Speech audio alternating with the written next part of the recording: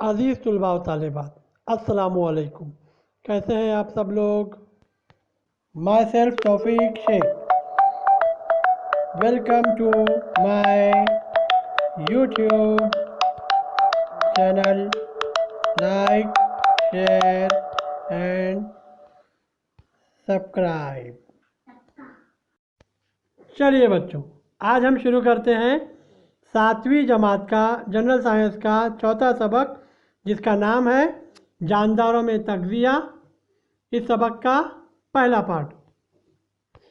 بچوں چلیے پہلے دیکھتے ہیں تغذیہ یعنی نیوٹریشن۔ جانداروں میں چند حیاتی افعال مسلسل جاری رہتے ہیں۔ ہمارے جسم کی نشو و نما اور صحت کے لیے جن مادوں کا ہاضمہ ہوتا ہے اور جو پچتے ہیں، نیز ان سے توانائی حاصل ہوتی ہے، انہیں غذائی مادے کہتے ہیں۔ بچوں، ہم جو کھانا کھاتے ہیں، جب کھانا کھانے کے بعد ہماری یہ غذا ہمارے جسم میں جا کر ہضم ہوتی ہے، اس غذا کا ڈائجیشن ہوتا ہے اور پچتی ہے، اور یہ پچی ہوئی غذا سے ہمیں توانائی حاصل ہوتی ہے، تو اسے غذائی مادے کہتے ہیں۔ ہم مختلف غذا کھاتے ہیں بچوں۔ ہم چپاتی کھاتے ہیں، گیہوں کی روٹی کھاتے ہیں، چاول کھاتے ہیں، دودھ پیتے ہیں، مختلف قسم کی غذائیں ہم کھاتے ہیں بچوں۔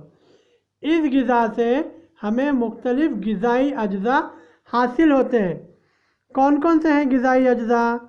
آپ پچھلی جماعتوں میں پڑھ چکے ہوں گے بچوں۔ مختلف غذائی اجزاء کون کون سے ہیں؟ پروٹین، وٹامن، کاربوہائیڈریٹ، نمکیات، معدنیات جسے آپ منرلز وغیرہ کہتے ہیں۔ ان چیزوں کو ہم غذائی اجزاء کہتے ہیں، اور یہ تغذیاتی مادے بھی کہلاتے ہیں۔ ان تغذیاتی مادوں کو 2 جماعتوں میں تقسیم کیا گیا ہے۔ پہلا ہے کلا تغذیاتی مادے، میکرو نیوٹرینٹ، اور دوسری جماعت ہے خرد تغذیاتی مادے، جسے ہم مائکرو نیوٹرینٹ کہتے ہیں۔ بچوں، ہمارے جسم کو بڑے پیمانے پر کاربوہائیڈریٹ، پروٹین اور چربی کی ضرورت ہوتی ہے، جبکہ معدنیات، نمکیات اور وٹامن کم مقدار میں درکار ہوتے ہیں۔ سمجھ میں آیا بچوں؟ اس پیراگراف میں ہم نے مختلف غذائی اجزاء، اس کی قسمیں، تغذیاتی مادوں کی قسمیں، اور کون سے غذائی اجزاء کتنی مقدار میں چاہیے ہمارے جسم کو، وہ دیکھا ہم نے۔ چلیے ذرا یہ سائڈ کے پیراگراف میں بہت امپورٹنٹ معلومات دی گئی ہے، اس کا مطالعہ کرتے ہیں۔ جانداروں کا تغذیاتی مادے جسم میں داخل کر کے ان کا استعمال کرنا تغذیہ کہلاتا ہے۔ بچوں، تغذیہ یہ عمل سمجھ میں آیا آپ کو؟ تغذیہ کسے کہتے ہیں؟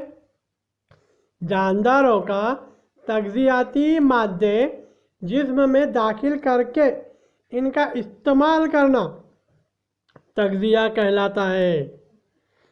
اب تغذیے کی ضرورت کیا ہے؟ دیکھیے، تغذیے کی پہلی ضرورت ہے کام کرنے کے لیے توانائی مہیا کرنا۔ دوسری ضرورت ہے نشو و نما اور بڑھوتری، جسم کی نشو و نما اور بڑھوتری، یہ دوسری ضرورت ہے۔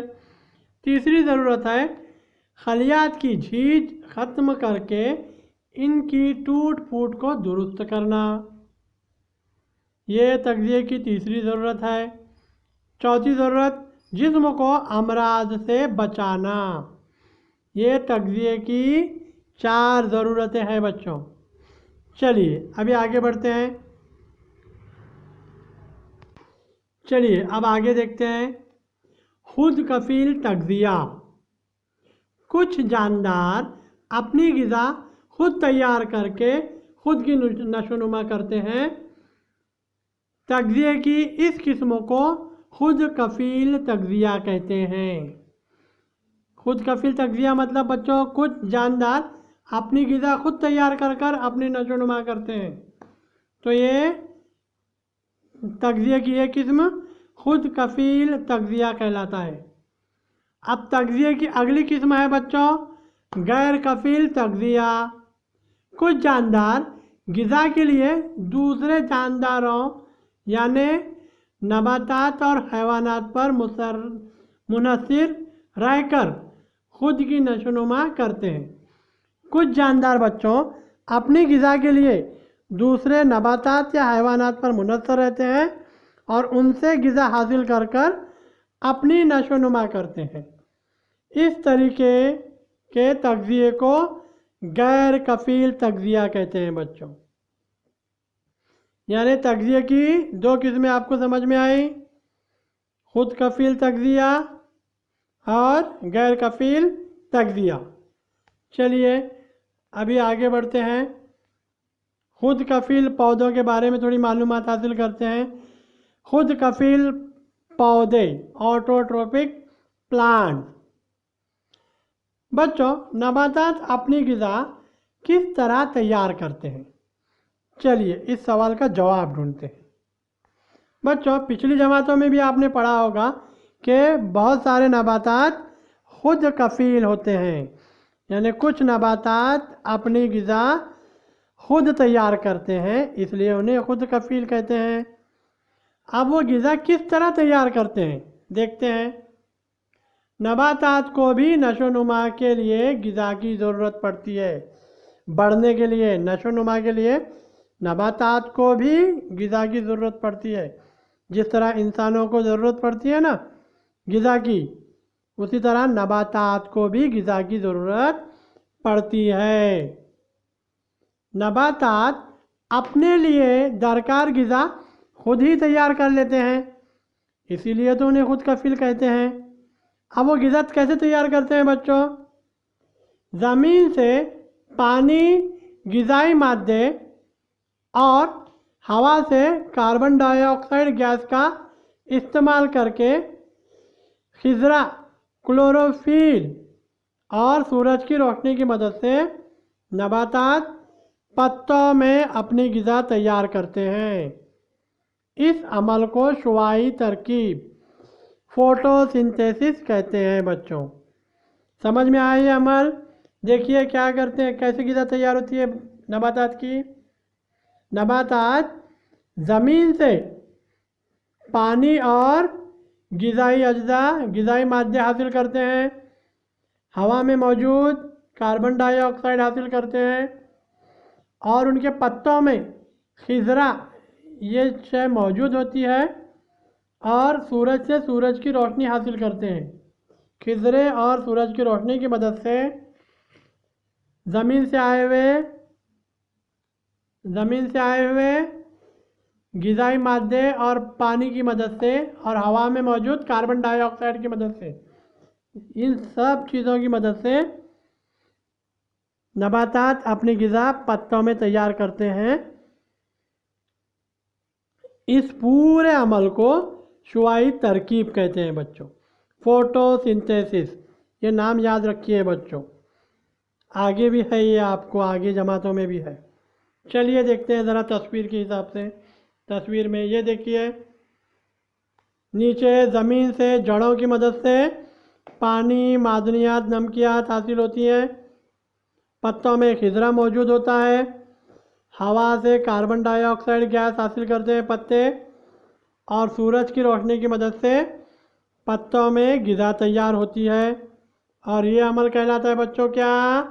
فوٹو سنتھیسس، شعاعی ترکیب۔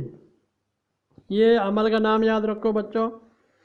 اب اس عمل میں کچھ کیمیائی تعاملات ہوتے ہیں، کچھ کیمیائی تعامل ہوتا ہے، یہ ابھی کتاب میں بہت خوبی سے دکھایا گیا ہے بچوں۔ دیکھیے کاربن ڈائی آکسائڈ اور پانی کا کیمیائی تعامل ہوتا ہے، सूरज की रोशनी और खिजरे की मौजूदगी में और ग्लूकोज जो कि ग़िज़ा है नबातात की वो तैयार होता है और इस कीमियाई तामुल में ऑक्सीजन गैस खारिज होती है और पौधे नबातात ऑक्सीजन गैस खारिज करते हैं। इस पूरे अमल को हम क्या कहते हैं? फोटोसिंथेसिस, शुआई तरकीब। आया समझ में बच्चों? चलिए बच्चों शुआई तरकीब को और ज़रा तफसील से देखते हैं। नबातात सूरज की तवानाई को कीमियाई तवानाई में तब्दील करते हैं और ये तवानाई ग़िज़ा के तौर पर ज़ख़ीरा करते हैं। अब कैसा होता है शुआई तरकीब में देखिए ज़रा। जड़ से पानी और नमकियात और मादनियात ज़मीन से जज़्ब करने का काम करती हैं। यानी जड़ जो कि नबातात का एक हिस्सा है वो क्या करते हैं? पानी, नमकियात और मादनियात ज़मीन से जज़्ब करने का काम करते हैं और वो तने तक पहुंचाते हैं और तना पानी और नमकियात को पत्तों तक पहुंचाता है और पत्तों तक पहुंचाने के बाद हवा की कार्बन डाइऑक्साइड गैस जिसका केमिकल फार्मूला CO2 है वो पत्तों में मौजूद मसामात के ज़रिए पत्तों में दाखिल हो जाती है। यानी जड़ से पानी, मादनियात, नमकियात तने से होते हुए पत्तों तक पहुंचती है और पत्तों में जो बारीक मसामात होते हैं उससे हवा में की कार्बन डाइऑक्साइड पत्तों में जमा हो जाती है और इन बारीक मसामात को बच्चों दहन खलियात स्टोमाटा कहते हैं। ये नाम याद रखिए। हैं बाहरी पत्तों में जो बारीक मसामात होते हैं ना इसको दहन खलियात कहते हैं और कार्बन डाइऑक्साइड गैस इन बारीक मसामात के ज़रिए पत्तों में दाखिल हो जाती है। और अब पत्तों में 3 चीज़ें हो गई। ज़मीन से आया हुआ ग़िज़ाई मादे, नमकियात, पानी और मादनियात, हवा में की कार्बन डाइऑक्साइड गैस। अब पत्तों में बच्चों सब्ज़ मायना होता है, क्लोरोप्लास्ट, इसमें खिज़रा होता है और इन खिज़रे की मदद से सूरज की रोशनी जज़्ब करने में ये खिज़रा मदद देता है और पूरा शुआई तरकीब का काम पत्तों में अमल पाता है और नबातात की ग़िज़ा तैयार होती है। ऊपर हमने जो केमिकल इक्वेशन देखी है, कीमियाई तामुल देखा है, उस अमल से क्या तैयार होती है? पत्तों में नबातात की ग़िज़ा तैयार होती है और कार्बन डाइऑक्साइड गैस खारिज होती है। आया समझ में बच्चों? अब ये तो हो गया हरे पत्तों में, क्योंकि सब्ज़ मायना होता है इसलिए पत्ते हरे दिखाई देते हैं। अब जो पत्तों के अलावा अभी हमने देखा कि ग़िज़ा पत्तों में तैयार होती है। इसके अलावा बच्चों पत्तों के अलावा शुआई तरकीब का अमल नबातात के दीगर हिस्से में भी होता है जिसे हरे तने अंजाम देते हैं। अभी हमने जो शुआई तरकीब का अमल देखा बच्चों वो पत्तों में अंजाम पाने वाला शुआई तरकीब का अमल देखा। इसके अलावा ये शुआई तरकीब का अमल हरे तनों में भी अंजाम पाता है बच्चों, ठीक है, क्योंकि हरे तनों में भी खिज़रा पाया जाता है। कुछ नबातात में शुआई तरकीब का अमल तनों में तरकीब पाता है बच्चों, ठीक है, पिछली क्लासों में आप पढ़ चुके हैं, ठीक है। चलिए ज़रा शुआई तरकीब के हिस्से जो देखेंगे हम पत्तों का। ये देखिए ये पत्ते की शक्ल है। पत्ते में नबाताती खलियात होते हैं। उस नबाताती खलियात में सब्ज़ मायना, ये देख रहे हैं बच्चों, ये होता है सब्ज़ मायना, दिखाई दे रहा है, इसका स्ट्रक्चर है ये सब्ज़ मायना का, ठीक है। جو سورج کی روشنی کو جذب کرنے میں مدد دیتا ہے اور جس کی مدد سے نباتات کی غذا تیار ہوتی ہے۔ آیا سمجھے بچوں؟ تو پدوں میں سبز معنی کیسا دکھتا ہے، سمجھ میں آیا؟ تو چلیے آج ہم اس سبق کا تغذیے جانداروں میں تغذیے کا پہلا پارٹ یہی ختم کرتے ہیں بچوں۔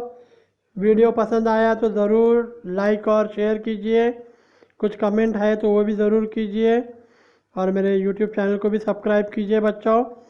اس سبق کے اگلے پارٹ میں ہم نباتات میں نقل و حمل کے بارے میں معلومات حاصل کرتے ہیں بچوں۔ چلیے اللہ حافظ۔